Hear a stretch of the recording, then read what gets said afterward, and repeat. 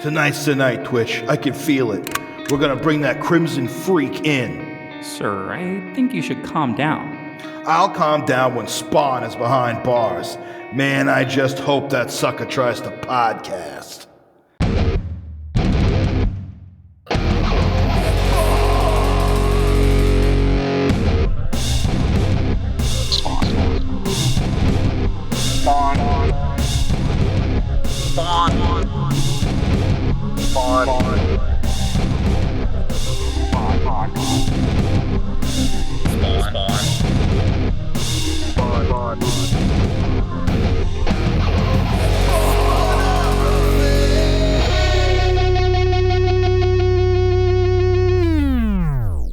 Welcome back to another episode of Spawnography, Hellspawn. I'm your host, Pierce Leiden. They, them, here with, as always, George Marston, they, them, or she, her. How's it going, George? Pretty good. You know, we're coming to you on, we're recording on MLK Day 2025, and that's the only observance I'll make about it. This has been a pretty good weekend for me. I have today off work, which is nice. I spent all weekend cleaning my room. I cleaned up a whole ton of laundry and unpacked some more things, just a few last boxes and stuff that have been here. I just moved back in July, so, you know, it's a forever process. But yeah, pretty good, productive weekend. And tonight, I'm going to see the 30th anniversary release of Seven at the theater, one of my favorite movies. Germane to this episode of this podcast as well, which I'll discuss. I feel like Seven is always important to this era of Spawn for some reason. The number one horror noir type of thriller movie that has all the religious weirdness in it, plus the kind of horror movie level, almost body horror violence. And yeah, well, we'll get into it. Now, George, do you have to see the first 6 to understand Seven? Yes, it's actually a very important septology of films. David Fincher's masterpiece, I would say. I would liken it actually to Matthew Barney's Cremaster cycle, if you're familiar with that. I believe that's 7 parts as well. I'd have to double check the number, but yeah, really important. You can watch just one piece of it, I think number 3, Cremaster 3, is where Matthew Barney is crawling his way through the Guggenheim as an evolution of child to man. It's a pretty interesting piece. Do you know what I'm talking about? Are you saying Cream Master? Cremaster, the Cremaster. The Cremaster is a muscle that controls the ascent and descent of testicles. This is a symbolic series of films. Kind of amazing that muscle is called the Cream Master. Isn't it? I think they did that on purpose. I think that's some nominative determinism there. Do you know who Matthew Barney is? No. Matthew Barney is an artist and film director of high concept art films. He was married to Bjork for quite a long time. Okay. He did this thing in, I think, want to say 2003 or something, where he had an art installation in a diving bell, where he had James Cameron and a bunch of other people down in this undersea art gallery, where he retrieved this fermented shark that had been fermenting in a jar at the bottom of the ocean. He walked out in a pressure suit and brought it back. Anyway, he directed a series of films called the Cremaster cycle. Quite interesting. I have heard of him, and I think we've even talked about him on this show before. It's quite possible. Early on, and in a different context somehow. It's very possible. It's fine. Now that you're saying the shark thing, I'm remembering him, but I didn't know he was the Cream Master. He was the Cream Master. Yep. He eats a car in that movie. In one of I think the second part of that, he eats a whole car. Oh, wow. It's pretty fucked. It is a weird film, and if you are really out of your mind on something cool, it's an incredible thing to watch. Not all of it's ever been released, but you can find parts of it online, I would say. That's pretty worth checking out if you're into high concept art. Cool. Yeah. All right. Yeah, my weekend has been good. I also clean my house. I definitely get into when you have those ADHD bursts of obsessiveness over like one thing, and like Yeah, when absolutely. it's cleaning, you're like, fuck yeah, I'm actually like getting Yeah, something done. similar vibe. Had one of those this weekend, Nice. so I was like, fuck yeah. Congratulations. And I saw one of them days. This is a Keke Palmer movie. Oh, okay. Was it good? It was fine. It was fun. It was fun. Okay. Perfectly cromulent. And yeah. And then it's been good. I'm going to an Islanders game tonight. So in nice. classic Todd McFarlane and Terry Fitzgerald fashion, hockey is being discussed. Well, happy Spawns Day, I guess, is what we're doing here. It's a full round for you. Yep. Yeah. Cool. Well, we got 2 issues today. We got Spawn 77 and 78. In the reading order, these kind of get grouped together as the beginning of about 10, 11 issues called The Devil Inside. There are 2 issues within this called The Devil Inside that have like a part 1, part 2. We're breaking it down because, as we've previously discussed, we're much better at covering 2 issues than we are at covering any more than that. If we tried to do an 11-issue arc, this would be like a tight 6 hours for us or something at best. Which is what it will be. We just have to. We'll amortize that over several episodes for you. Exactly. So I think we'll get right into it. When we last saw Spawn in Spawn 76, he was speaking with Granny Blake, and we learned a little bit about her backstory. And he performed a miracle for her, where he allowed her to see her long lost love, her husband, again.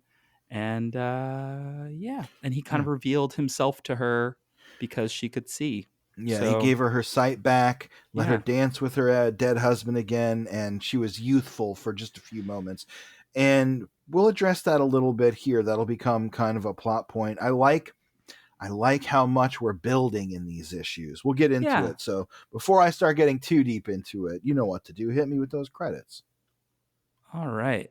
This will be Spawn number 77. Todd McFarlane and Image Comics presents Relics. Story by Todd McFarlane and Brian Holguin. Pencils by Dwayne Turner. Inks by Danny Meeke. Copy editor and lettering by Tom Orzechowski. Colors by Brian Haberlin, Andy Troy, and Dan Kemp. Cover art by Greg Capullo and Todd McFarlane. Dedicated to another guy I've just never heard of, Paul Stanley. I'm not. Okay, no idea. Not aware. Yeah, no it's idea. Probably Todd's banker or his accountant or something. Yeah, something Paul like that. Stanley, whatever. Yeah, weird name. 2 first names. Can't trust him. Nope. The cover of this is a pretty famous one. That's why I don't have a copy of it, because I don't feel like paying $20 for it. I really feel the need to clarify for any listeners that we do know exactly who Paul Stanley is. I don't. No, you don't. Okay. Well, I know who he is. He Spawn's banker or accountant or something. So. Right. That's weird that you know him. The cover is the Redeemer Spawn. Is it Redeemer Spawn? Is that what he's called? It's the Spawn with angel wings. Right. And he has no M on his chest. He's just got like a black bodysuit. Very iconic. Yeah. Kind of came up in previous issues in 75, right? When he was in the green world. Right. And it does not come up here, but that's fine. Striking image. Yeah, looks cool. Feels like was maybe supposed to be a cover, and then they went with something else, and then they were like, yeah, we need a cover for this one. Interestingly, again, Dwayne Turner on pencils here. So Greg seemingly busy for a couple months. Well, there's a little note in the second issue that might explain some of where he is. The second issue. I may have missed it. We'll get there. Well, it's a little Easter egg that we'll talk about. Dwayne Turner does a pretty great job on these issues. I gotta say, with better coloring than he gets on Curse of the Spawn, his art looks so much better. Yep, and I think we've been really enjoying Danny Meeke's work, and it really continues here. This first page, I love a Dwayne Turner cape. Dwayne Turner loves a Todd McFarlane cape and said, let me go bigger and even more insane. And so this first page, this awesome splash of so much cape, very little Spawn, but so much cape. And like a non-Euclidean cape that makes no geometric sense. It's all vibes here, and the vibes are cape. More cape. Yep. And Spawn wants to know the truth. He wants to know what's happening to him. And of course, he's talking to Cog. As we haven't had this conversation in a little bit because with Bootsy as part of the narrative, Cog and Bootsy have been really the ones batting the concept of the book back and forth. And now, post Dead Zones, post Green World, Spawn is looking for answers. And he's finally and going to get some. yeah, I think that the storytelling here in this issue in general, it's a little odd. It feels like we had to fill out a couple pages. So they, right here, they're going to argue. And Spawn is explaining to Cog that his powers have seemingly evolved, that ever since he was attacked by the Heap and he went to Green World, he can now, he almost has like this psychic connection to pain and suffering in the world. Yeah, he can sense like the sin that's going on around him. And we've been building up to this for a couple issues. It's come up a couple times now. This is where it's really getting spelled out for the first time. And, I want to say, just as we were praising Dwayne Turner's art, we have one of these weird, like, howdy doody face kids down here with a gun. Like, if I saw that kid with that face pointing a gun at me, I'd die. I'd be like, okay, you win. I'm terrified. Throughout this, I actually really enjoy the way he presents Cog and Spawn here. And in a few minutes, we'll get his shirtless Cog, which I really like. Yeah. But yeah, they're arguing, and Spawn is basically just finally saying, like, look, man, you just have to start telling me shit. You keep telling me that there are answers I have to figure out. But look, if you know them, it's time to finally tell me. And he gets so mad that he wraps Cog up in his chains and dangles him off the side of the building. And Cog, rather than being terrified, is like, perhaps you are indeed ready. And so that's kind of the thing that I meant about the storytelling being a little wonky here. Cog went back to his normal, like, you're not ready or you're not asking the right questions or whatever. Spawn does that and he's like, maybe you are ready. What? Why? It doesn't necessarily make sense. I think he's seeing that he's gotten more in touch with his costume. He is. I think also he's maybe just like, well, look, if I don't tell this guy something, he's gonna not drop me off this building at this point. You know what I mean? Like, so you're right. It is a little quick. I also think we have to consider that we've now at this point had what feels like dozens of pages of them going back and forth, of Spawn not getting it and Cog trying to make him get it, and the weird dynamic there. So I'm frankly happy that they're moving forward in a way, even if it's a little herky-jerky. I'm happy that we're going to take a step forward, and we're going to take a few steps forward in these issues with not just the storylines that we've been seeing, but the portrayal of some of the characters in a way that I really find gratifying. We'll talk about that. First, we're going to get to Bootsy and a new night person named Bobby. Whistler. Oh, Bobby. I'm sorry. Yes, Bobby, who is talking to Bootsy. He's kind of talking to Bootsy to himself, saying, maybe you are an angel. I don't know where you went, but if you're up there, please send me some kind of help because things are getting worse. I've been drinking more. We meet this guy Whistler, who really just looks like Rorschach, unmasked Rorschach. Yeah. And they're out panhandling. They see this weird looking guy who like hands him a bottle of champagne. It's like this weird exchange. And then Bobby meets this woman named Sarah Frost, who runs a community outreach center called Saving Grace. And while Whistler is too rough around the edges, he's like, yeah, I can take care of myself. Screw you. Bobby is like, maybe I do need help. Maybe I'm actually at the bottom of the bottom of the bottom without Bootsy. So he takes her card. Meanwhile, back in some other part of New York, perhaps you know exactly where this is meant to be. I believe it's A Bowery. It is A Bowery. They are entering a church that's been converted into a private museum, Spawn and Cog. And Cog is explaining that this is where they'll get some answers. Cog uses his magical abilities to sneak them in past the guards and all the locks to a secret wing of the museum that is filled with artifacts related to Hellspawn.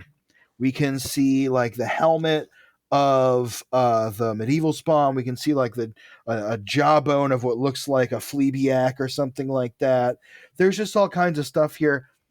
Now, what do you think, Pierce, about how Dwayne Turner handles this particular splash page versus, say, how Greg Capullo might have done it? I think that he's taking some cues from Greg in the sense that we kind of get these teeth or stalagmites and stalactites sort of in the foreground a little bit, right? Yeah. Um, there is a decent amount of detail here that is going to come up in a few panels later, which Mm-hmm. is cool. I do wish maybe the coloring was highlighting a few things a little bit more. I wish maybe there were a couple more candles giving more of a orange glow to things, and maybe trying to draw our eye to some of the artifacts here. But I think overall it's pretty much fine. I like what Cog is also saying to Spawn here, in terms of like him knowing about what happened in the last issue with Granny Blake and Yeah. performing like a miracle, and that he's tapping into his powers intuitively. And I guess that's really what could have avoided their whole stupid argument earlier. Right. Hey, Yeah. I It know what you seems did. like if I know you're what you did ready. before. I know Yeah. you did before. That was cool, but you need to study your powers as well as just be able to use them. Understanding is as important as instinct. Cool. I just shaved 2 pages off of this book. That's true. Uh, That's you true. know, I don't mind that because we move forward from it quickly, and it seems like maybe that was the last gasp of that particular version of the argument between Cog and Spawn. I'll agree with you about the art on this page. I wish the coloring was a little less muddy on this page in particular, because I was looking at it and I was thinking, King Capullo would have put maybe some more Easter eggs in here, but I yeah. feel like there are more little bits than are actually readily visible just because the coloring is a little bit muddy and doesn't quite highlight everything.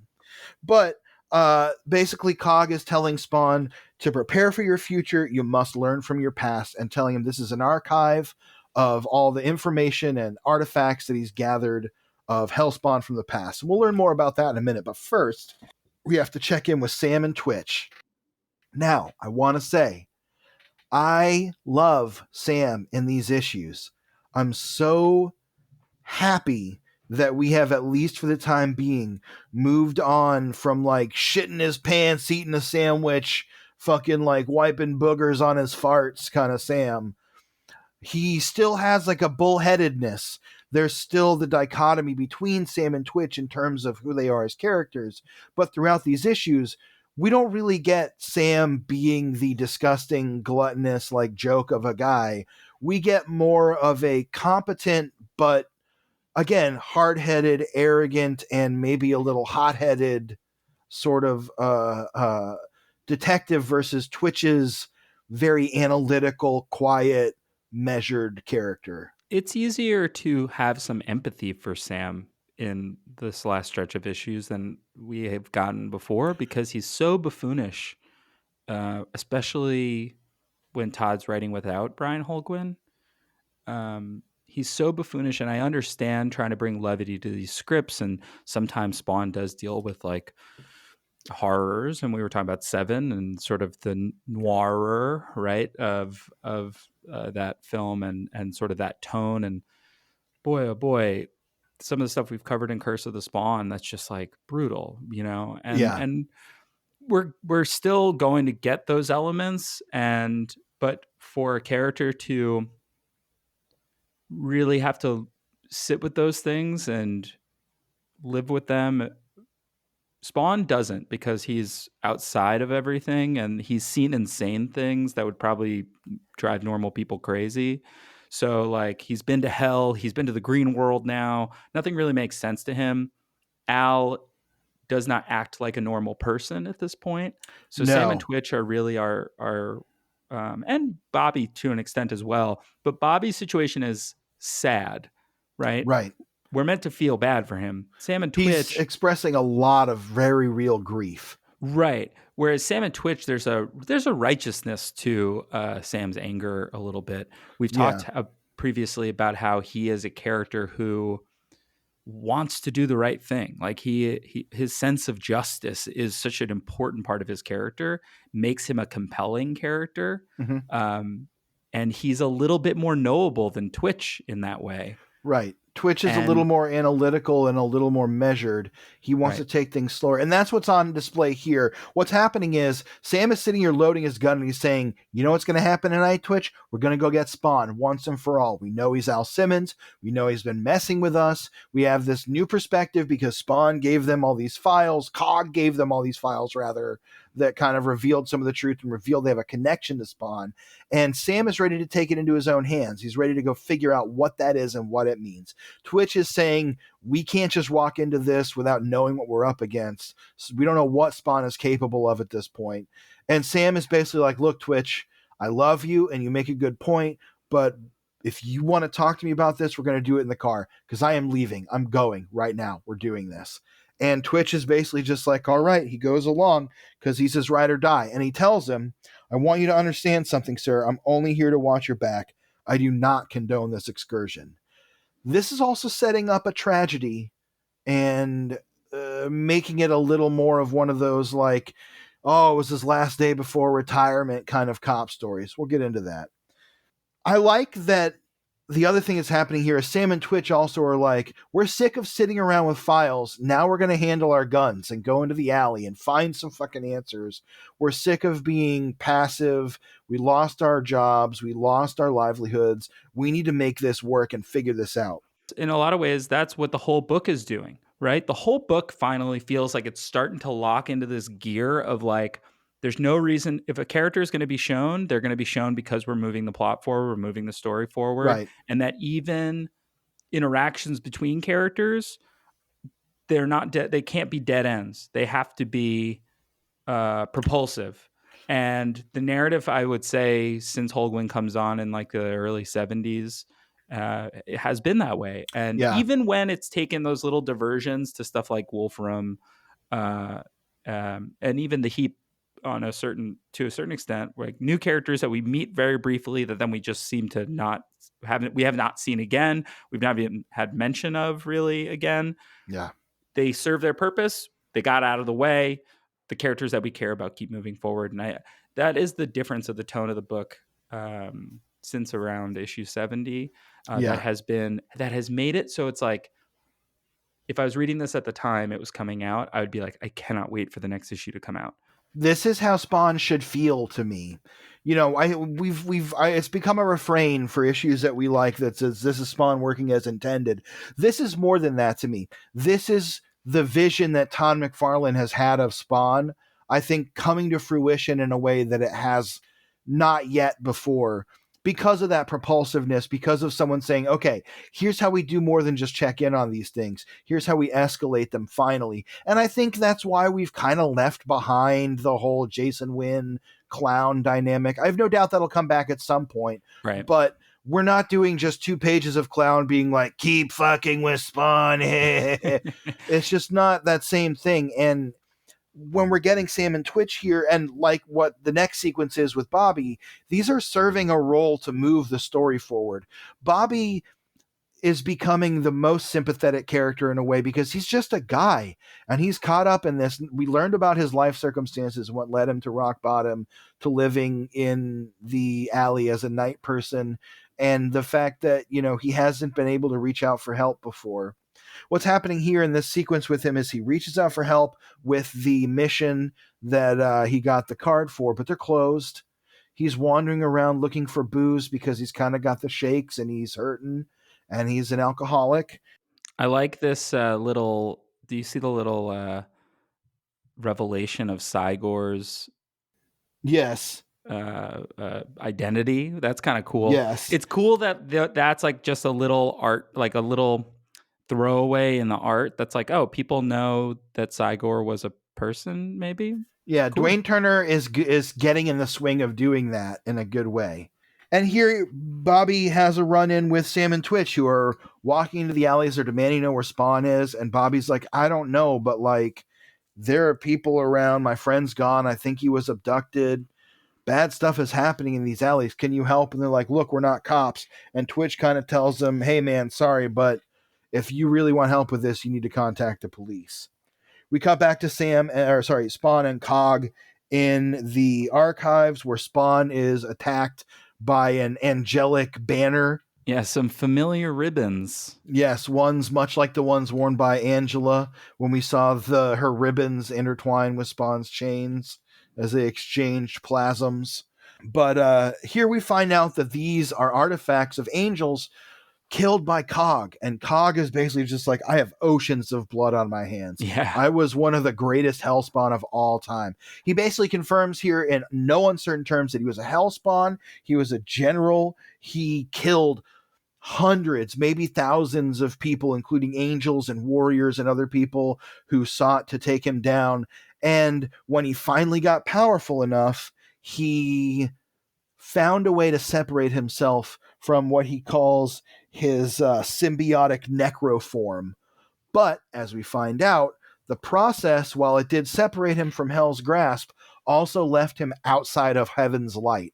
So he is now basically an immortal stuck between worlds. He takes off his shirt and he's got the M kind of on his chest, along with tallies, presumably for the creatures that he's slain. Gotta say, suddenly, Cog, kind of a zaddy here. He takes off the fucking like Pharrell hat. He drops the robes. Warrior monk. I suddenly was like, Willem Dafoe would be the like super cool. Nope. J.K. Simmons. Oh yeah, that's true. J.K. Simmons. Remember when when J.K. Simmons was getting jacked for some reason? he was because he was Commissioner Gordon, right, and he was in the Batman movie, gonna be in the Batman movie, and he was like, no one's asked me to do this, but I just didn't want them to have to, and he was like getting like swolled up. There's that photo of him at the gym. Yeah, and yeah, wow. J.K. Simmons being Cagliostro though would make me want the Coen brothers to direct a Spawn movie. That'd be weird. It would be super weird, but I'm just imagining Cagliostro saying to Spawn, so what did we learn here? Nothing. All right, well, he tells Spawn, hell cannot lay claim to me, but neither will heaven. I'm damned to walk this world forever unless I can find a champion who will break this cruel chain that binds us.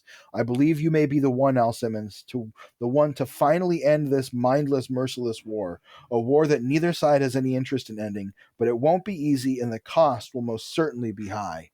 Love the panel of his eyes, by the way. Yes. Really incredible bit of work from Turner and Miki. Yes. I love a very detailed close-up. Feels really earned in this case. Mm-hmm. And yeah, just excellent work. So Bobby's back in the alley. He's wandering around looking for a bottle of something when he runs across Whistler, who has passed out drinking the champagne he got earlier. But as he approaches to ask for a drink, he realizes that Whistler's throat has been cut.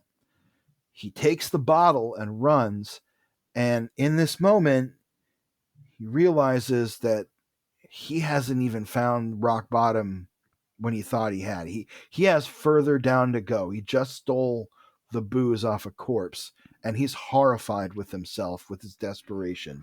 I don't love seeing, I don't want to say I love violence and that kind of thing, but I love the way this is written. I love the way the captions give Bootsy's direct inner monologue. I think that's better than the way we see a lot of captions used in Spawn. Throughout these issues, there's not a lot of like, the night, a time for things of darkness to become active. There's not a lot of that. There are captions, but they're tied directly to the characters and to their thoughts and emotions in a way that I think is more propulsive.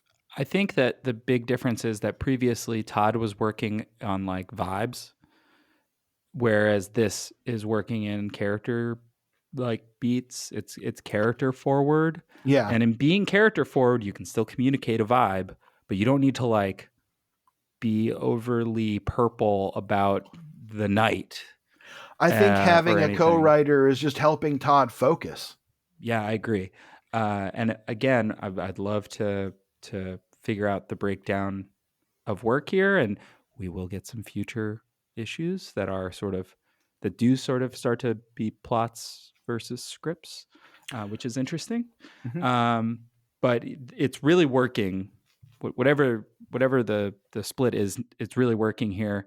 Spawn is not a book of subtlety typically, and that's even played out with this bottle that Bobby steals, where it says, like, it has a giant X on it, and it Yeah. says psychedelic violence Yeah. He on says, it. "This Like, can't be happening. Not again, Bootsy. You always told me if I had faith, everything would be okay. Well, it's not working. The tide is rising and I'm sinking fast. And just when I think I hit bottom, God help me, I find someplace lower to go." And he says, "Heaven forgive me," as he starts chugging the bottle. And, to what you were just saying about the breakdown of work between Todd and Brian Holguin and how that evolves, I think that shows one of Todd's strengths as a creator is when he sees that it's working, he doesn't have an ego about that. There's agreed. not a preciousness to him. He goes, "Well, shit, this is working. It's working well. The story's going well. Probably he has more space to be working on other things." I think he's finding a collaborator that he vibes with in a way that serves the story, and he's accepting that and going, "Yep, that's how we're going to make this comic. That's what's going to happen next." And I'm not going to be precious about the fact that this is Todd McFarlane's Spawn or that it's my name on the book. I'm going to let these creators do their creative thing. That's what I was given when I had my start, and I'm going to give them that here. And I like that. I think that speaks to some of his strengths as a creator, you think of it almost like a movie producer role ultimately, where he's the one making it happen and making the connections. I mean, listen, good books are good for business, right? And I think that we're getting into an era of Spawn where the books do need to be good to justify people buying them, Yeah. right? This isn't new anymore, right? And people always want things that are new. And the wave crested with the movie, like the movie doesn't seem to have driven like a huge influx of like millions of new Spawn readers. Right. Right. And one thing that it's so funny that you say, like, oh, it speaks to Todd not having an ego, because I do think that for a lot of people from the outside looking in, they'd be like, Todd McFarlane not having an ego. And it's that he very much has an ego. However, when it comes to the work itself, he's like, if it whatever makes it work is what I'm going to do, because that's the best thing in general. Well, and I think that could be kind of ego driven as well. Obviously, he has a tremendous creative ego and a tremendous personal ego about his place in the industry and his place in pop culture, and that's what has led him to be as successful as he is. I'm not trying to say good or bad either way, or whatever, make a judgment or a value judgment about him having that level of creative and personal ego, but I think that it's one of those things like again, I'll liken it to a movie producer. A great movie producer is someone who spots a talent and gives them the runway to do it. They enable the creative side of things as much as they have input over it. And I think that Todd takes a level of ownership and pride in what's going on in Spawn because he's able to go, "Oh, I made the best creative decision," not "I made the most self-serving creative decision." And that can be a Right. level of ego too, but it's an ego that's working in his favor in the sense that it's leading him to often make decisions and make adjustments in the way that he does things that improve the level of quality of the work, like we're seeing here. So we get back to Spawn and Cog, and they're kind of going through all these different artifacts, some of them tied to Malbolgia and tied to different Hellspawn. One of them was a wizard who was like a court emperor and all this stuff. And so finally, Cog lays it on the line. He's like, "Look, here is how you can end the war between heaven and hell. And here's why everyone believes you could be the guy. Okay? Here's what it is. You are the hellspawn, or we believe you are, that could become strong enough to descend into hell and kill Malbolgia and become the devil, and thereby release all the souls and suffering in the lower planes and declare peace with heaven. If you become the devil, if you become the Malbolgia, you will have the power to end the war and basically make things good forever. But if you do so, you will be giving up basically every shred of your humanity, and you'll have to be basically ruling in hell forever. You'll have to be stuck in hell as the lord of the lower plane.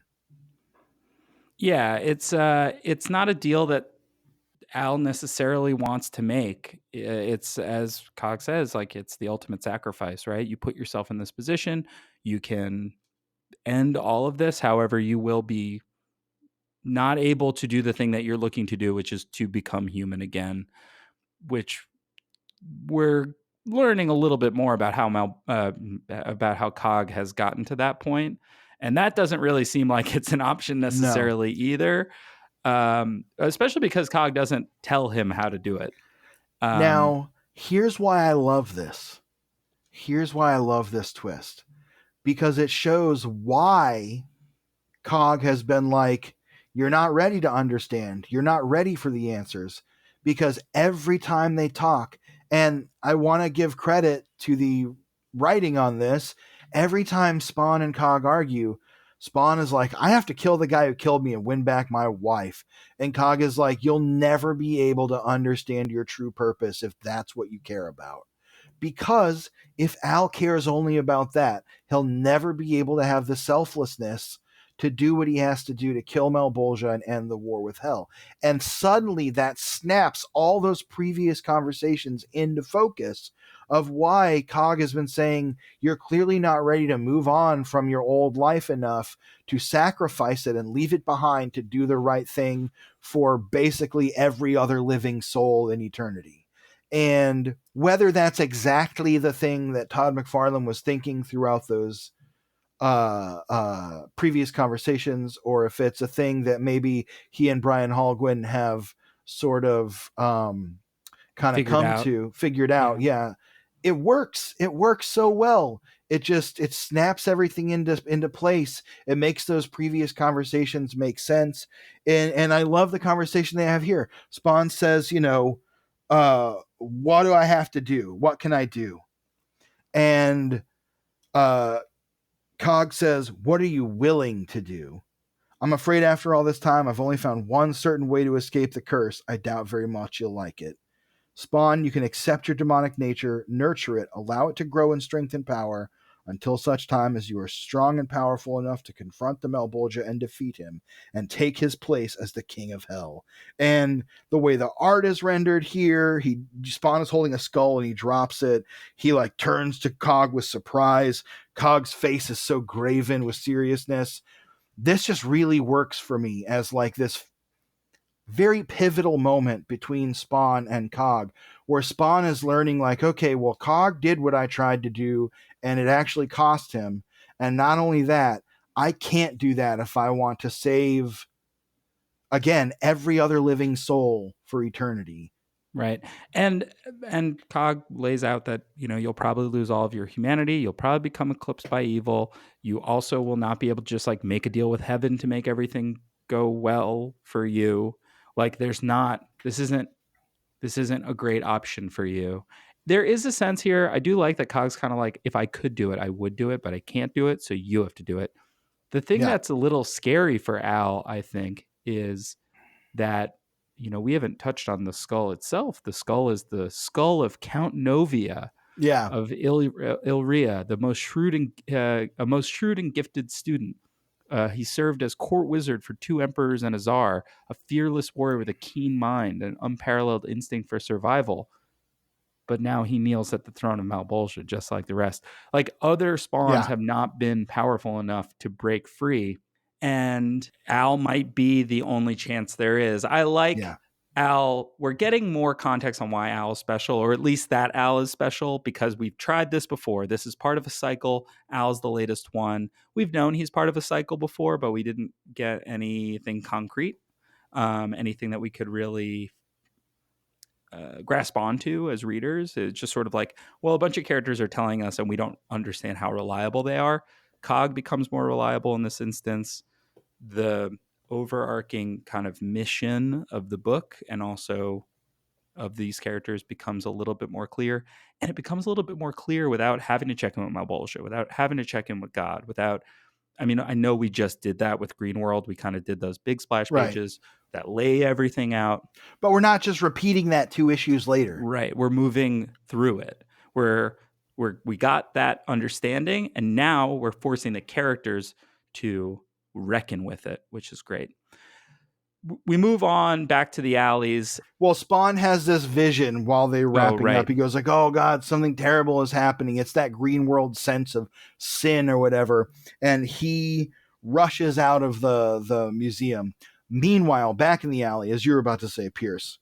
Yeah. So meanwhile, back in the alley, Sam and Twitch are there, and somebody comes out of the alley and says, do either of you gentlemen have a light?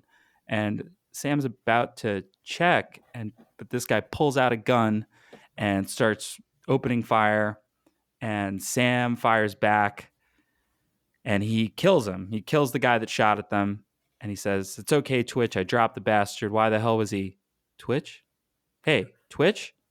And the final splash is pretty gnarly, but it's Twitch kind of splayed out, and he's got a hole in his head.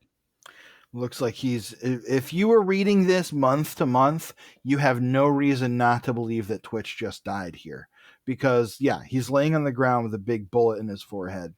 Now, before we get into the next issue, here's where I'll talk a little bit. I'll go ahead and preface the next issue, 78 here, playing off of this finale of 77.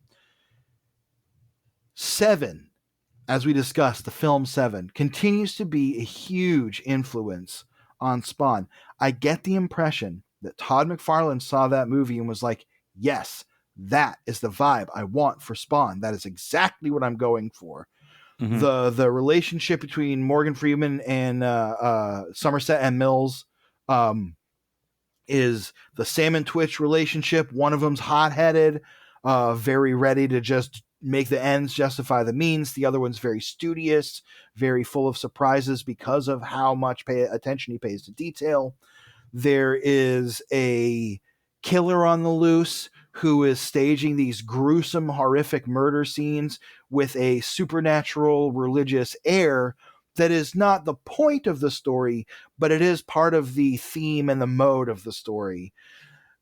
Todd McFarlane, we've reiterated this over and over, Todd McFarlane with Spawn, when he started, was not into wanting to do all the supernatural shit. He didn't want to do Doctor Strange.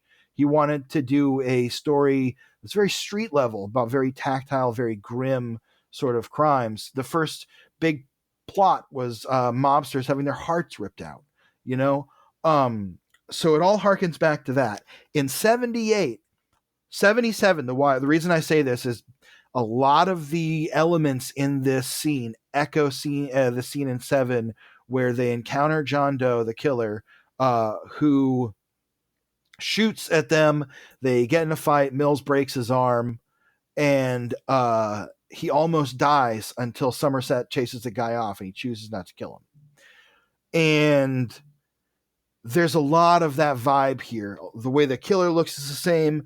We're going to get a John Doe tag on his foot later, which kind of even just shows that influence there. There are so many things that are like, this whole issue is going to be about investigating these gruesome murder scenes that seem to be tied to this rising sense of hellish sin that's gripping the city.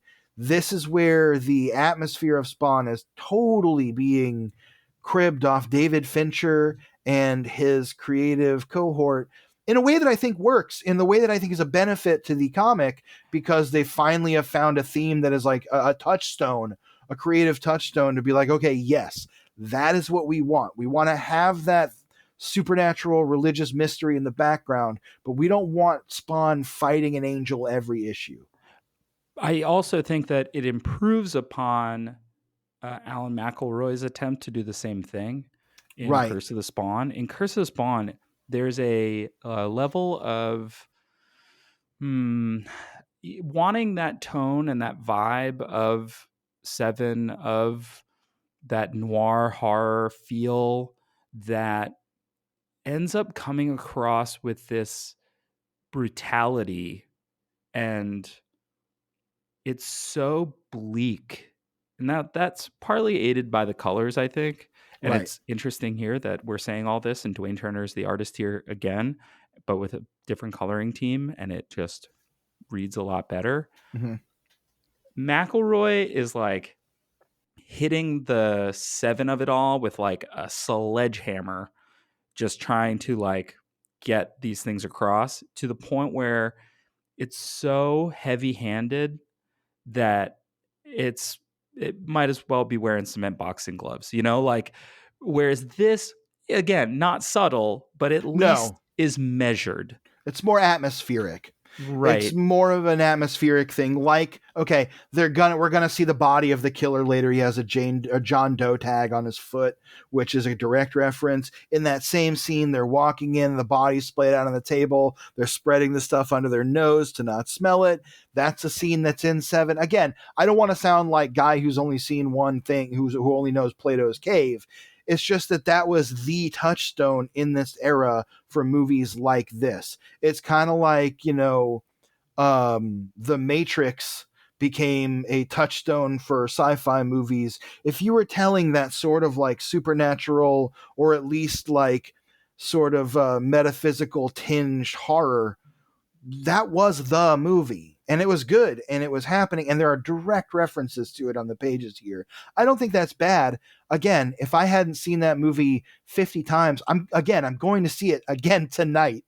It's on my mind. I might not be picking up on all these things, but it's there, and I think it's there in a way that they are trying to say, let's take some of the realism and grittiness of that. Let's take the kind of like, again, just that palpable feeling of this is a street that is covered in slick rain all the time, and you never know who's going to turn around the corner that might do harm to you or someone else. It's capturing that better than the nebulous version of New York, where it's like they're in a Bowery and they just roll with it, let it be vibes, and that's kind of what they're doing.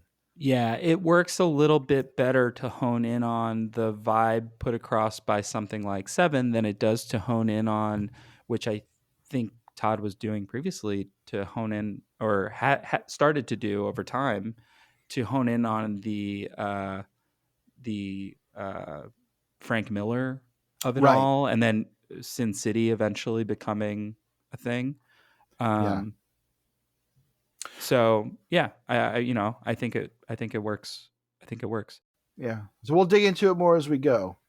Well, that brings us to Spawn number 78. Todd McFarlane and Image Comics presents Bloodstains, story by Todd McFarlane and Brian Holguin, pencils by Greg Capullo, inks by Danny Miki, copy editor and lettering by Tom Orzechowski, colors by Brian Haberlin and Dan Kemp, cover art by Greg Capullo and Danny Miki, and dedicated, again, a guy, I don't know who this is, Ace Frehley. I mean, cool name, I but think he's a card player. Got it. So we're going to open.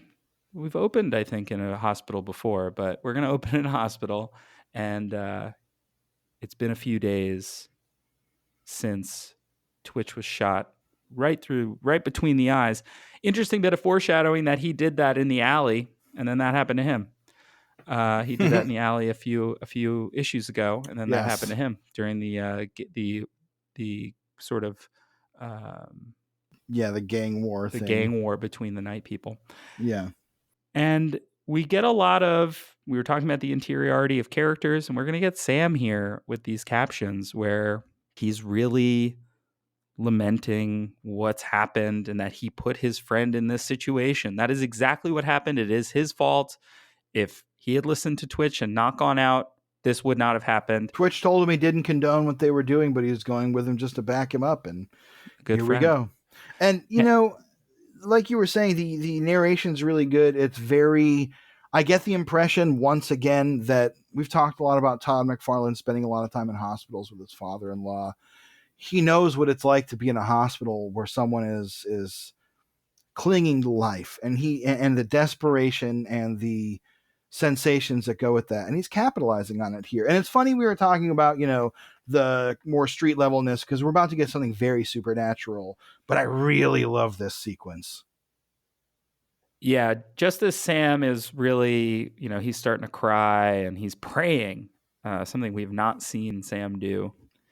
He's praying, if there's anybody out there, anyone at all, just make sure please just make sure my buddy's okay. Please just let him be all right. And I swear I'll do anything. I swear to God I will. Cross my heart and hope to die. And as he says that, we see the green eyes of Spawn, and then an awesome, very Greg Capullo splash page Yes. with a big old hand, Sam's big hand in the foreground, but Spawn looking all Dracula.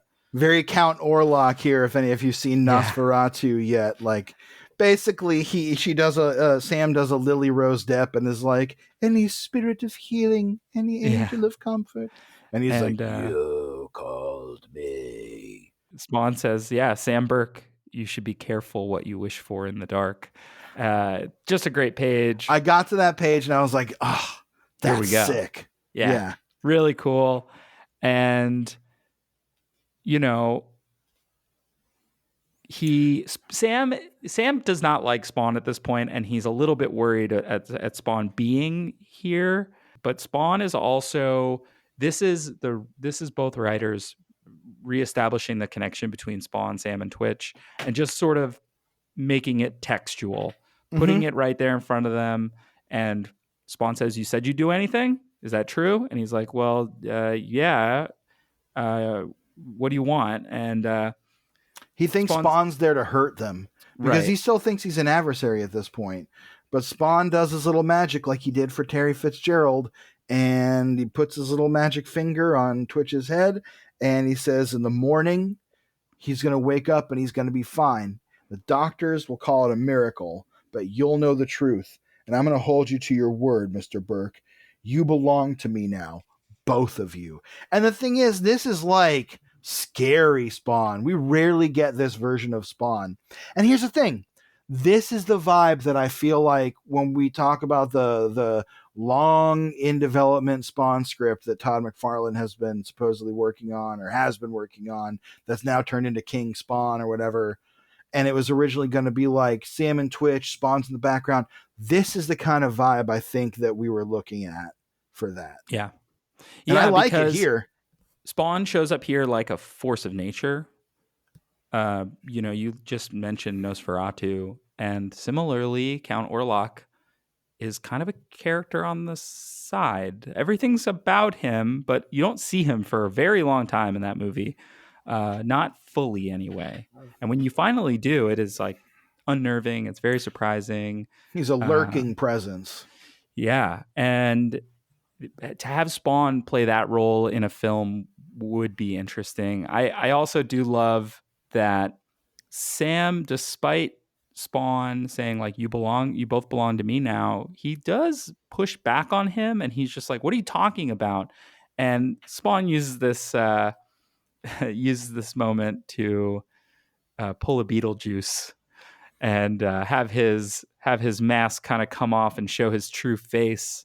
Yeah, the mask like unravels itself. Yeah, it is cool. Very Beetlejuice. Like you see it from behind, and like all the tendrils are coming off. But then you see the front, and man, what a kick-ass rendering of creepy, like maggot face Spawn with the slime and the tendrils and the worms coming out of his face, inking, penciling, coloring, all doing heavy lifting on this page. It's great. And he shows him his face, and he's like, look at me. Life and death, that's lesson 1. I'll call on you soon. Be ready. And it's so creepy. Sam looks dejected. He still has the impression that Spawn's a villain. And why wouldn't he after this? Spawn showed up again like a fucking vampire being like, I own you now. And so Sam goes back into the hospital, and there's this weird bit of the doctor thinking that they're life partners, not detective partners, which feels like a very late 90s joke of like, this is one of the like, this one's at least like a little funny. It's just because it's just a misunderstanding of terminology, and it's not meant to be mean. No, but it's like, he does react poorly to it. It's not even that. It's just that 50 jokes. This is the joke that's made 50 times. This was probably in 100 sitcom episodes in 1999 or whatever, because the term of like partner, my romantic partner, was just really coming into use, and people were like, oh, that's what they call it now. And it's not even meant as a mean-spirited thing, and I don't read it that way. Like you said, it's just like, in 2025, it's just an eye-rolling joke. It's like, hot enough for you? Show me the money, you know? Yeah, I mean, the worst version of this scene is that Sam gets into the elevator with that woman and like hits on her and farts. So Yeah, exactly. I'll take this all day, every day. Exactly. But he's dejected. He goes back to his office and he's like trying to figure out what was going on.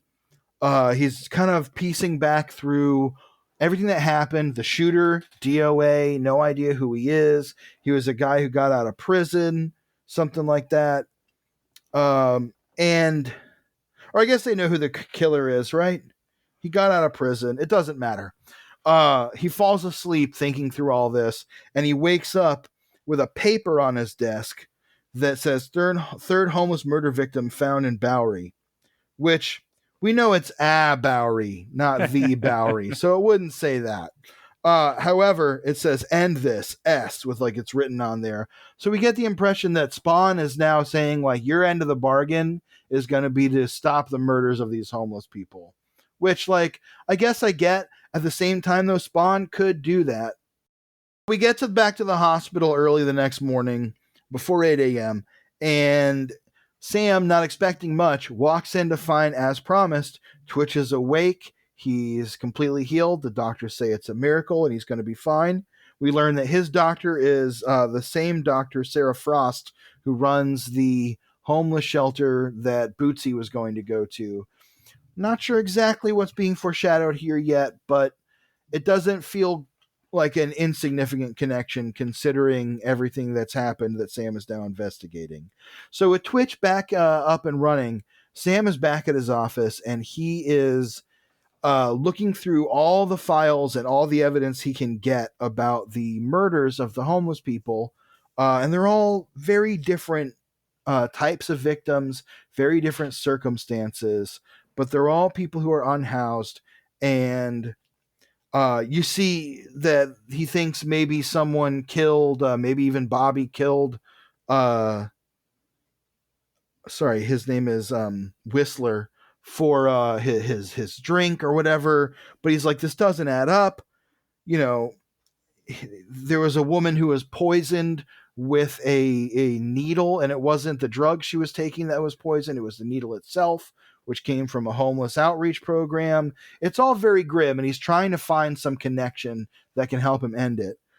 Meanwhile, we get a check-in with the talking heads, and they're all kind of talking about the epidemic of murders of homeless people, but with varying degrees of calloused disconnectedness.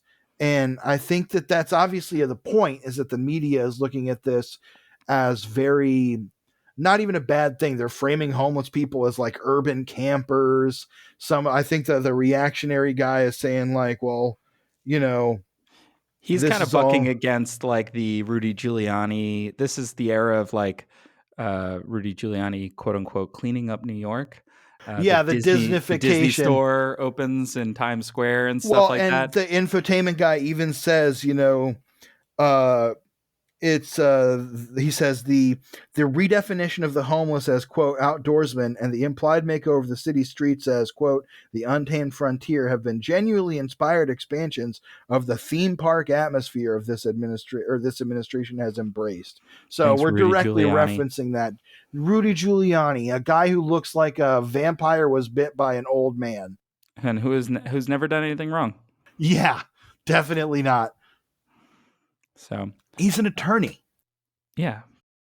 He knows the law. So we see that Sam is consulting with Detective S.O. Silbert, SOS for short. A fine cop, one of the good ones, Sam says. And Silbert has invited him to a crime scene where another guy, this is the guy who is labeled Jane Doe, not the murderer, sorry. But still, nonetheless. Or John Doe. Did I say Jane Doe? Could be either. Yeah. Well, good for her. The guy is nailed to a tree with daggers. He's been Big hunting knives, and he's got a typewritten note pinned to his chest, and he's got no eyes, seemingly. This is very Black Dahlia, very this is again very atmospheric, like horror noir kind of thing. This is exactly the kind of vibe that True Detective will be drawing on later, Oh yeah, totally. And it's very like serial killery. Yeah, we get Sam bribing the coroner with cigars. That's when they put the stuff under their nose. Yep. So that they don't have to smell the corpses. Yeah. Although the coroner doesn't do that because he's pretty much used to the smell. Yeah. Which is, makes sense. What he sees, they were like, "Oh, was there a struggle?" He's like, "No struggle. He was drugged. We're trying to figure out what he was drugged with." But I got something else to show you. And he says, "Remember the guy who took a shot at you? This is him." And he's getting a little ripe. Interesting thing is, you're not as good a shot as you think you are. You hit him in the shoulder. Shouldn't have killed him. We checked for everything: heart attack, stroke, adrenaline spike, nothing. He just died. Like the life went out of him like a candle. And look here on his neck. I want to say, before you say what you're about to say, you can die from getting shot in the shoulder very easily. Sure, but I guess but the coroner's saying he was hitting a place that I get what he's wouldn't saying. Die. It's one of those like white boys are good at everything kind of things where like if you are a 17-year-old white guy walking down the street, you definitely think that if someone were to jump you, you could do karate and get rid of them. Yeah. Well, and the thing is, if there's a bad guy with a gun, obviously there's a good guy with a gun, and the good guy with the gun always wins. That's right. As we see with Sam and Twitch. But yeah, so what the coroner finds on this guy, the one thing he does find is little weird little brand behind his ear. Yeah, it almost looks like a Spawn face symbol, but there's like a little lightning thing on it. It's a brand, and they're like, I don't know what it is. So then Sam is driving around in Bowery, finding unhoused people and warning them to get off the streets, taking them to shelters. And this guy's like, I didn't do nothing wrong, officer. But Sam is like, don't you know it's not safe to be on the streets right now? And the guy's like, please don't hurt me. And Sam is just like, just calm down and get in my car and let me take you somewhere. We get to Cog and Spawn back in the like secret reliquary like archives. I love the way it's drawn in these 2 pages. This is kind of what we were talking about earlier, is that if Capullo had a handle on this, it would be a little bit more detailed and it would dig into sort of like the nice little Easter eggs and stuff. One thing that's a little bit frustrating is like, and this goes back to the sort of pacing of these 2 issues. So like, what? Like now they're finally like turning the lights on? Well, Spawn had to leave abruptly earlier to go save Twitch and everything. So now it's just that. Weird. Yeah, no, I get it. There's not much establishing shot to return, but I'm honestly, did we need a page of Spawn like flying into this place or whatever? I think it's fine. They're talking about all kinds of like actual real texts and like Eliphas Levi actual occultists and stuff, and they're looking for ideas about this brand. And Spawn says, wait, here it is. This is what I saw at the morgue. Cog says, in the Serpentine Addendum of all places, it's written in a secret code brought back by the Knights Templar during the Crusades. I'm a little rusty, but it says something about the hands of evil or the vessel of wickedness. The mark appears when the soul exits the body, condemned to hell for the crimes it committed. And Spawn's like, what does it mean? We can kind of tell it means that some evil supernatural force is lurking in the alleys and causing these gruesome murders and deaths and stuff. Right. And something is sort of powering whatever is going on here. That the reason that body that shooter kind of just died is because it had fulfilled its purpose in some way. So now we get another Seven-esque scene where they're reading the diaries of people like the killer and stuff like that. And it's like the letter that was pinned to the dead guy's chest is what they're reading. Sorry. Yeah, Twitch It's very is back. similar to when they're reading the diaries in Seven, and he's like, it's basically just a letter saying Twitch is back. He's helping him. The letter says, "Filth. Filth spreads its pestilent wings, choking out the light. Parasites, maggots in the flesh of society. Filthy rats. They must be exterminated like any common pest. Those who choose to live this way cast their pearls before swine, as the Bible says. I cannot sleep till they are all gone, and the world is clean again. The time of reckoning has come." But some of those letters, key words, are misspelled. This is something that is taken straight from the Zodiac case, and also from Son of Sam. Yes, and also Ted Kaczynski. Son of Sam wasn't really sending. I guess he did send sent plenty of letters. He sent a lot of letters. Sorry, my brain. I was thinking of a different thing for a second. Yes, Son of Sam sent a lot of letters. The Zodiac sent a lot of letters. A lot of misspellings in those. Mm-hmm. Again, also the thing he's reading is very much like what John Doe's diary says in Seven, where he's talking about throwing up on a guy on the subway because they're banal rats and all this shit, which again is also influenced by these real life things. But this is clearly showing they're taking these influence from these like real life sort of grounded ideas and putting that into a supernatural context. Unfortunately, we'll see whether Sam and Twitch are able to crack this one. The police couldn't do it with Zodiac. There's a nice little bit here where Twitch notes that like some words are misspelled, but also other complicated words are spelled fine. So there's some intentionality behind the misspelled words. Right. And as a reader, the one that stuck out to me, because we had just met that other detective whose nickname is SOS, is that society is misspelled SOSIETY. Yeah. And I was like, I mean, that's kind of fun. Yeah. It's almost the way I was thinking about, not that detective is the killer. I was thinking more like, right. Is that detective like this serial killer's like guy that he or maybe like his writes next to, or yeah, like that's nemesis true. or something. I was like, oh, that's just kind of like, that's a blink and you'll miss it or sort of gloss over it little detail. But I was like, you know what? It brings a little texture. It brings a little bit of richness there. So that was kind of fun.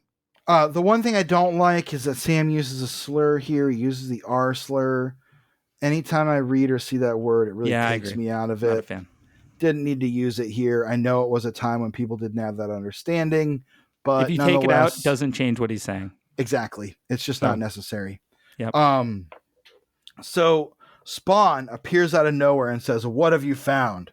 And they're like, You scared the crap out of us." Spawn says, "I said, what have you found? This madness must be stopped. The killer's still out there. I can feel it. I want this ended now." And they say, "So do we." But as they're arguing with Spawn about this, the phone rings, and it turns out they found another body. And this time, it's a child. Now, why we should have that done could that be... as the intro. Maybe so.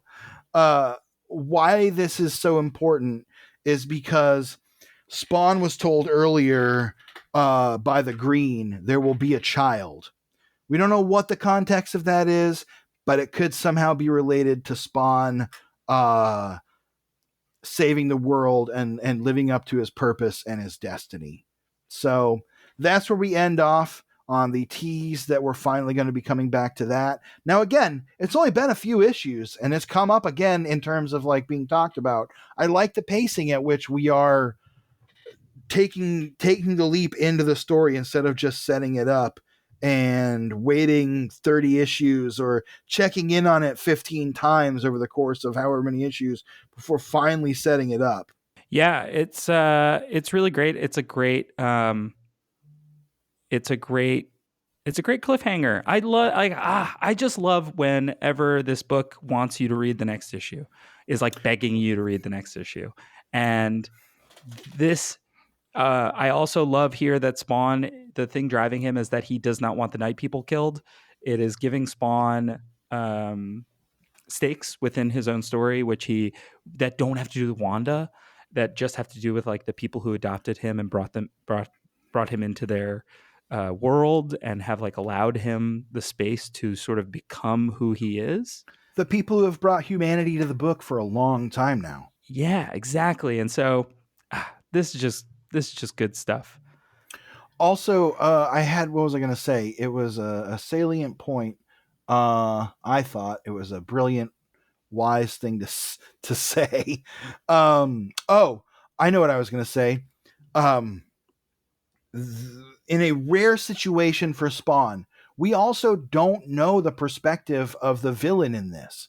Usually in Spawn, we're checking in with the villain, we're learning something about them, we're seeing their perspective. In this, we're learning clues. We're Right. understanding that this sigil is important. We're getting clues of what the villain might be and what they're connected to. But we haven't seen like a demon lurking around getting that perspective. We're learning the mystery and seeing it unfold as the characters are. And it's like you said, that makes me want to read the next issue, because it's not like, how is Spawn finally going to interact with Cygor? It's like, what's going on? What is Spawn going to learn? And what am I going to learn with him? And that is a very compelling place for the book to be, for any comic to be. That's exactly what you want. Like you said, you want, like, we've gotten so many answers and so many resolutions in these last two issues that have led to more plot points and more story, instead of just looping back around to Spawn wondering what they mean. Right. And this is finally, we've talked a bit about mysteries in the past because Spawn tries to trade in them, but is typically not always great at executing them. And that mysteries work in a few different ways, that either, but they can't feel like they're kind of coming out of nowhere, but they can't be too foreshadowed to the point where you're like, well, it's obvious that this is the case, and that it's dumb that the characters don't notice.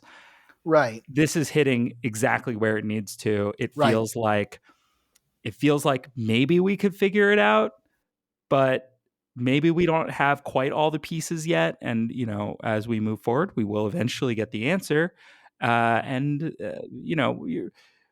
Mysteries are tough. I think in comics they're especially tough because, especially when you're going month to month, you're waiting 3-4 weeks for an issue, sometimes maybe even 5 weeks. If there's a delay, you might forget things. They might.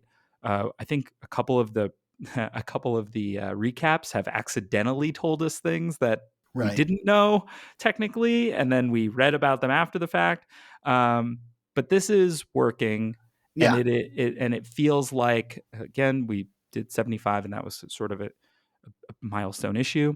It feels like we're in a new era, which is interesting, especially as we get towards 100, which will be the beginning of another new era.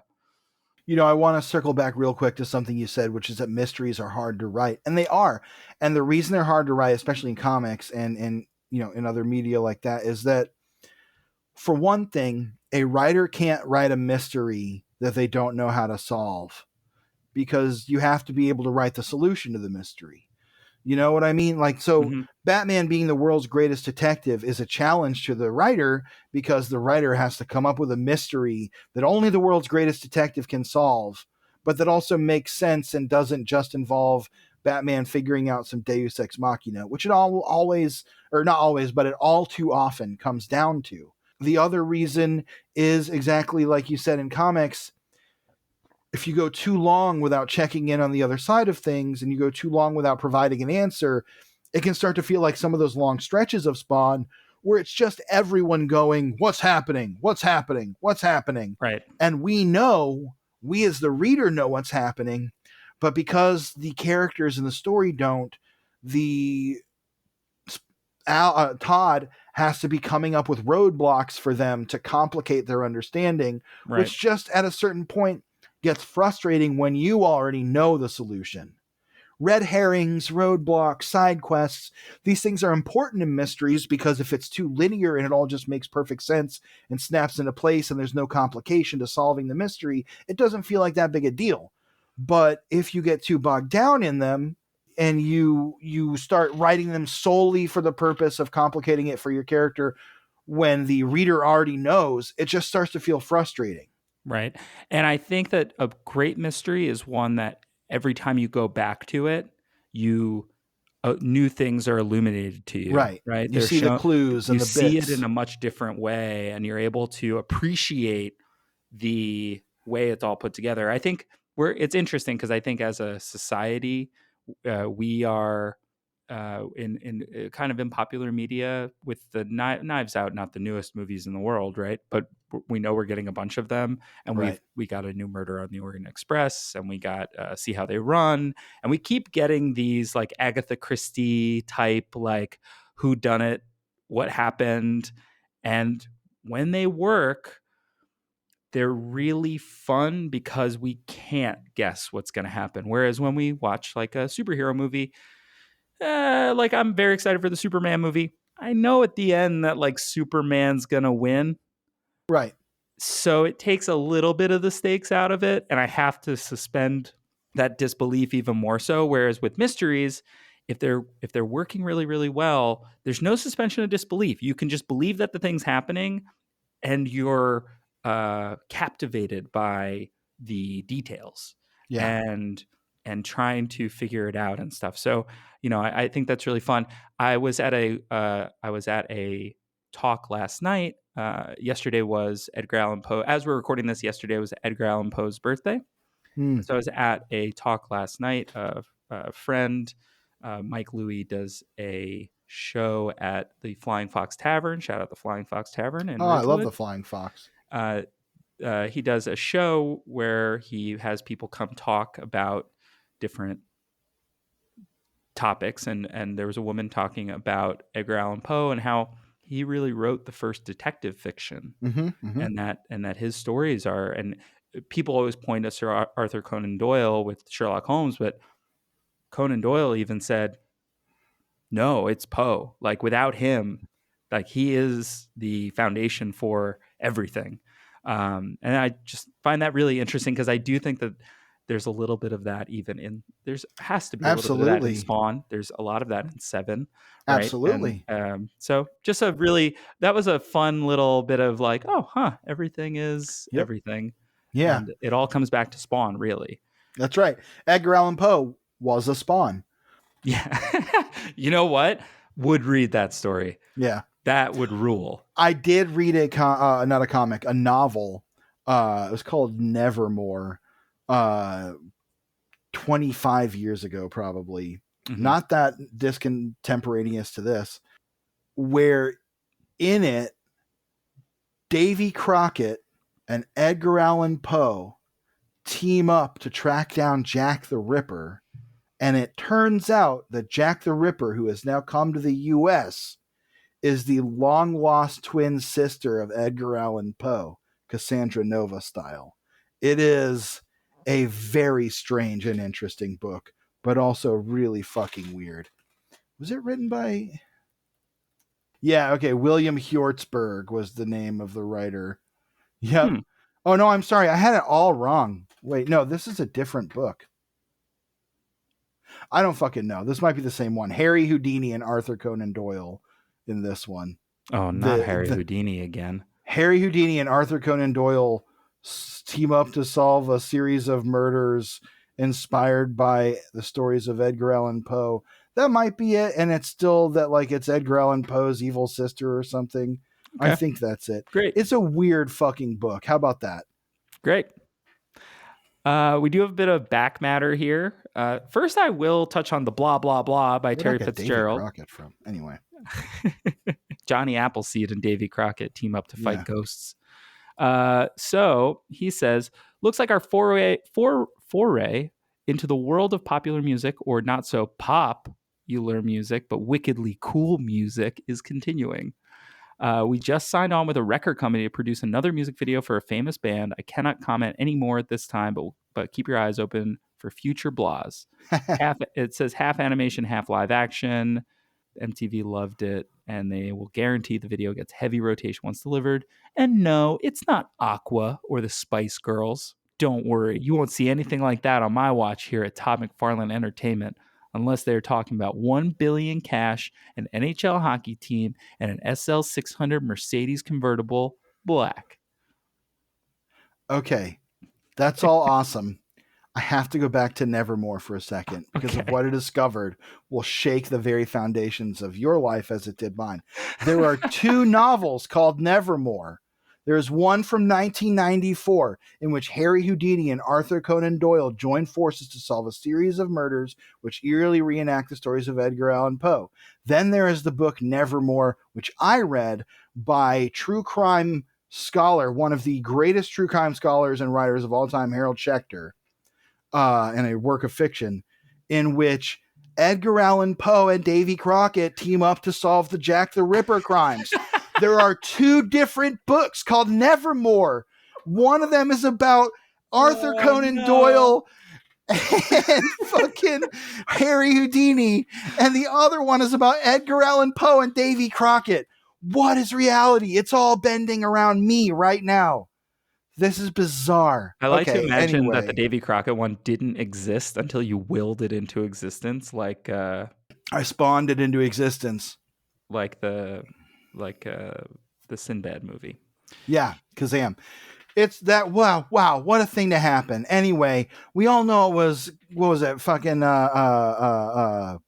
Pearl Jam that was that video, I think. No, because that one's Or not live was that core? Oh action, no, is wait, it? which one was it? And Was they it already announced Korn? the Pearl Jam video. We already Oh, that's talked about right. that one. That's right. I don't know what this one is. Maybe it's Korn. I forget, but I don't know why they wouldn't just say Korn since we already know they're working with Korn.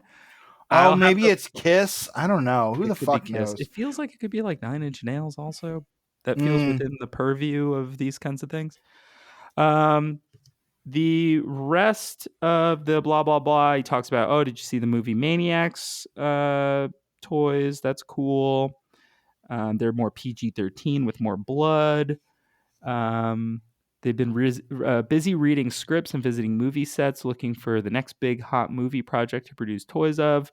I think the next one they will produce toys of is The Matrix, because oh that's yeah. 99, and that would be very soon after this. Okay, 1999. They direct. He was involved in the Freak on a Leash video. Gotcha. Yeah, that makes sense. Star Wars is about to come out, and so Terry is telling us that everybody's freaking out, worried that people are only going to buy Star Wars toys and are not going to buy anything else. And he says, who cares about that?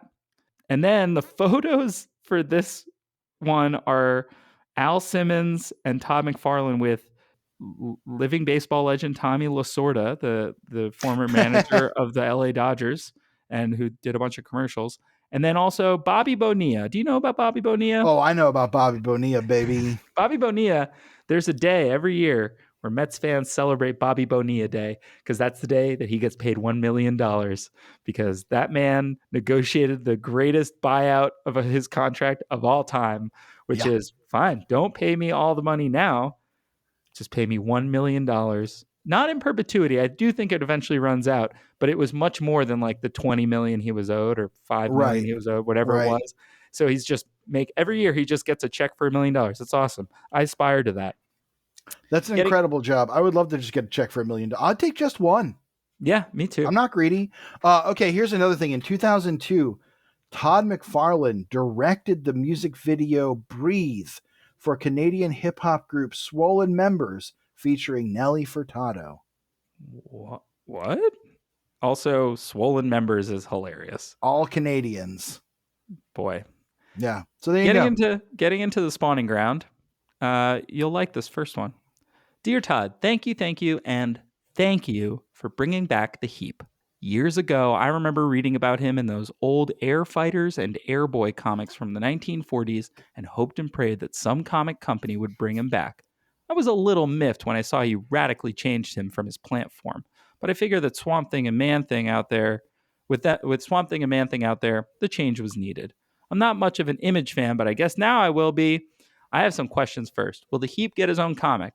Do you have the rights to that other Heap, the one from the old Psycho magazine from 1971? And how about a Heap versus Hulk crossover? Okay. Love it. Todd says, that's thanks, Mike B., Ontario, Canada. Todd says, with 1999 just around the corner and knowing that I'm going to be expanding my line of comic books from 2 or 3 books to about 5 or 6, I needed to reinvent the Heap in a way that he would fit into the world I'm trying to create and spawn in the other books. Given that he was originally a muck monster, much like the Swamp Thing and the Man Thing you mentioned, it seemed much more appropriate that he should be created out of garbage and bugs and mud and anything you'd see in a dumpster all rolled into one. That way, he would fit the bill of someone who could come and go, hide in the shadows, fall apart, and still look like what people are used to seeing at their feet when they walk around the back alleys of a big city. Because people are really walking around back alleys of big cities. Most cities don't have big bodies of water next to them, and therefore he couldn't be made out of moss and grass and vegetation. As for what we're doing with the Heap in his own comic book, we'll probably end up doing a couple of specials or mini series to get a gauge on the popularity of this character. We'll decide then whether we'll do anything more ambitious than that. We'll also be bringing on some other Eclipse characters in the revamped 1990s form in the coming year, since I own Eclipse comic books, having purchased them in a bankruptcy auction a few years back. Huh. Glad to have you on board. So that's cool. Okay. I don't think that there's ever a Heap special. Nope. Something I did want to point out that we kind of didn't bring up while we were in the issue. I mentioned that there's a little Easter egg about Greg Capullo. There's a little Post-it note on Twitch's computer in one scene that says, "Look out for Creech action figure." Oh yeah, I forgot to mention that too. That's pretty fun. I think So, also there's another could be working on the reference. Creech at this time. I think there's another reference where something where it says like CRE and then the start of another letter, and it almost looks like it's saying Creech again. But yeah. The next letter says, "Dear Todd, I just finished reading Spawn number 76. All I can say is, wow, I've never written to a column before, but I thought you should know that this story made me wish that there was truly a Spawn. You see, I just lost my wife to breast cancer in July. I visit her once a week, so I feel like Granny Blake. And just like her, I talk to my wife, even though I know she's not there. Her spirit is somewhere else. Granny is so right when she said, it's all dark to me. Now I know she's blind, but when you lose your spouse, your whole world is a black cloud. She, my wife Diane, knew I collected comics and enjoyed it when I read them to her, especially Kiss Psycho Circus and Spawn. They were her favorites. In fact, she bought me the first series of Kiss action figures. Spawn number 76 will be the one that I'll remember for a long time. Just as Granny thought back and remembered what a good man Jack was, I thought about Diane. Our whole marriage went through my mind. I'd give anything to see my wife again. If only Spawn were real and could do that for me, what he did for Granny. Thanks for writing such a tremendous book and series, and thank you for taking the time to read my letter. A Spawn fan forever, Bruce M." Wow, so nice. So I'm so sorry to hear about your loss, Bruce M. If you're out there. Yeah. Hope you're doing good these days. I think it really speaks to how well that issue was written. It was kind of breezy, but like it really did feel like a nice moment for Spawn in a way that he rarely gets. Yeah, I like Todd's response here. He says, "Given the fact that this book's premise is predicated upon the fact that Spawn sold his soul for the love of his wife, it is something that comes from my own personal existence. I would literally trade everything to have another chance to see my wife or spend a little bit more time with her. Now that we have 2 children, the same applies. They're literally the only 3 people in the world I would, without hesitation, lay down my life and trade for in a heartbeat. Given that you still have your grief over the loss of your wife, I can't imagine the emotional pain you must be going through to get through each day. I can tell you that I did lose my father-in-law to cancer about a year and a half ago. I remember the thoughts that ran through my head both before and after his death and trying to make some sense of it all. Each one of us has to come to some sort of personal understanding that usually is made at night when nobody is around and the lights are off, so we can have the peace to talk to ourselves. I can imagine what your state of mind is in terms of having to lose somebody close to you. It does bring me a little bit of comfort to know that Spawn and Psycho Circus was one of the common things that you and your wife were able to share given the tremendous sadness you were going through. I wish you all the luck in the future. I hope your memories of your wife stay forever strong. Thanks." Yeah. Yeah, super nice. There's a really long one. Previously, we talked about Todd asking like, "Why don't you read Curse of Spawn?" or "Why do you read Curse of Spawn?" Somebody gets a little bit into it and says, "As for Curse of Spawn, I feel it is right on the money the way it is now. I love the stories of Sam and Twitch with Suture. By the way, I hope you bring her back. I wish you would get together with whoever writes Witchblade and do a more current version of Spawn and Witchblade as they are now, as opposed to the medieval Spawn and Witchblade, as they are now today, as opposed to the medieval Spawn and Witchblade of a few years ago. Curse of Spawn is and should be a forum to showcase characters that don't normally dwell in the current book." And then he gets kind of agitated about some of the toys and he wants a Spawn screensaver and wallpaper product for the PC. Oh, there were when we did Spawn Wildcats, there were ads in that for Wildcats screensavers that were like $25 each. Wait, really? Yeah. Ay. Then he talks a little bit about issue 100 and how it's going to be a milestone issue. And then he's like, you should put out a hardcover Spawn book that would be sold in regular bookstores with all the issues. Which, okay, great. And Todd basically says that he's reevaluating Curse of the Spawn. There's going to be, but get ready for another regular series that will start in March. That's going to be Sam and Twitch. And February will be the beginning of a new Crow comic book I'm anxiously waiting to put out, given that I've seen everything so far. The Crow is a Spawn. Yeah, Crow is a Spawn. Spawn is a Crow. And that's pretty much it. The back matter, the rest of the back matter is that Curse is touring near you. This is the Psycho Circus tour. Yeah, we get the Crow ad. Nice. And there's a Name the Crow contest. Oh. And and there's a Spawn Polystone cast bust of Michael Jai White from the movie. Ah.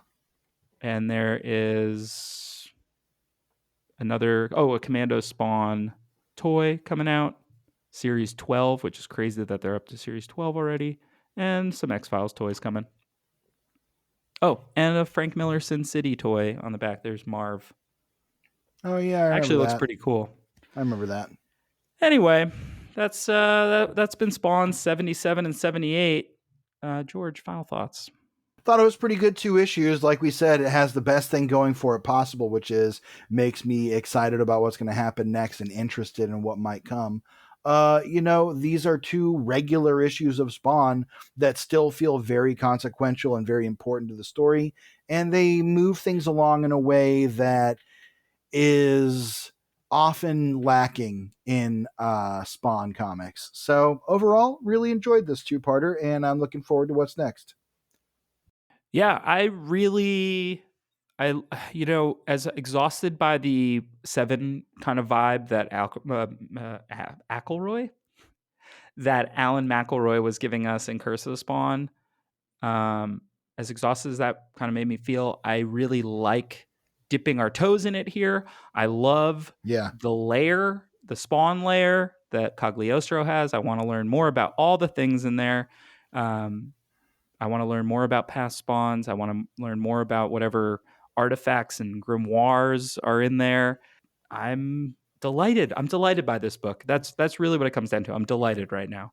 I'm enjoying the characters that we're seeing. I'm not missing the characters that we're not seeing.